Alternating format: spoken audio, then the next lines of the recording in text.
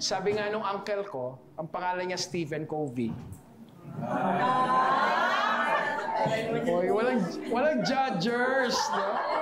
Sabi niya, begin with the end in mind. So as you continue to see the prize, then it's okay to experiment. Kasi yung experimentation, kailangan controlled. Kasi experimentation equals expense. Hindi tayo pwedeng trial and error lagi. Alam niyo yung trial and error? Yes, po. Ano yung trial and error? Ito, trial and error. Hindi maganda. Yes. Ask me why. Why? Gastos. Kaya nga, yung structure, inaayos natin. Bakit? Structure affects behavior. Pag may tamang structure, then yung sistema nabubuo.